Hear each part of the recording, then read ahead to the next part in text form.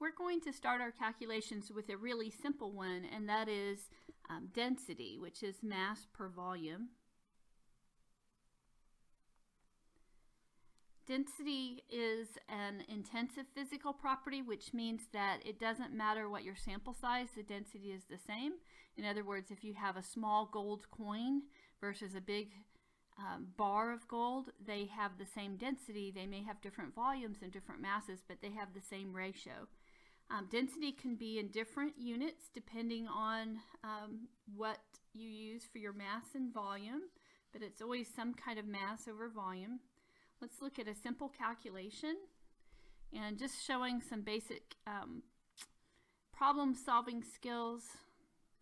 That we look at the problem, we identify what's there, and I use the units to do that. Liters is volume, kilograms is mass. And so then I say, well, do I have an equation for that? And I do. So then I plug in my numbers.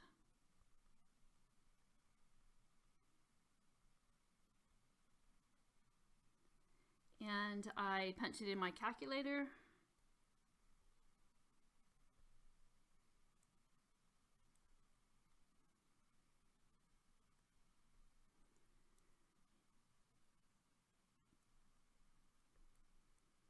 And I'm putting a question mark because we know that we're not going to write down all of those numbers. And the reason we're not is not just because we don't want to write them all, is that some of these digits don't really matter. We don't really know them.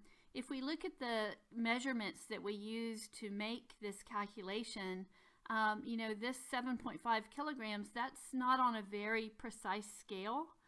So there's no way I would have this much precision in my density. And so what this comes to is something called significant figures, which we're going to start talking about.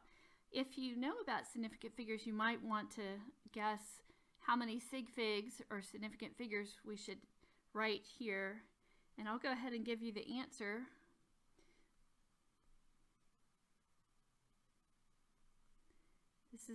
It would only have one significant figure, and the reason why is because this number only has one digit, one significant figure.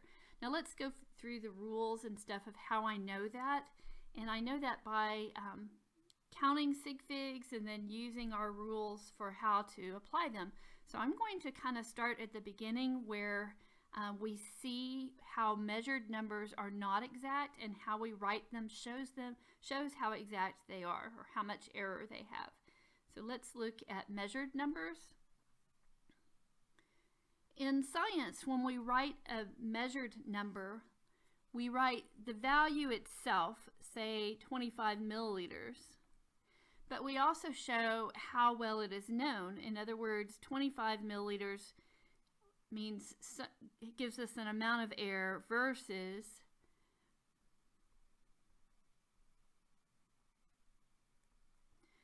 so in this case, I must have measured that 25 milliliters with a very fancy volumetric pipette that I could include all of those zeros. So this number is more exact, and so I'm going to say it has more significant figures. And the word figures, just substitute the word digit if you want to.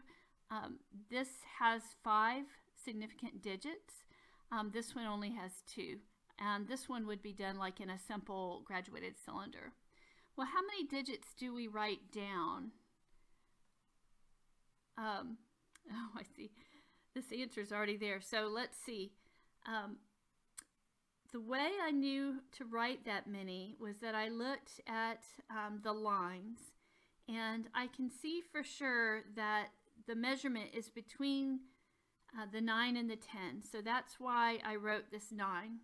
And then if I look at these tiny lines, I can see that the measurement is between the 0.1 and the 0.2. So that's why I wrote the 1. And then I have to estimate between those lines to get my last digit. So we always write all digits that we know with certainty. There's a line for those. And then one that is estimated between the lines. And that last one that's estimated, you know, some people would have read that maybe 9.12 or 9.14. It is estimated, so it can have some error in it. Now, that's how we write digits when we are measuring things like in lab. But what about when we do our calculations like we were with the density? Where are we going to round the answers? And we need to learn some rules for that. And I'm going to put that in the next video.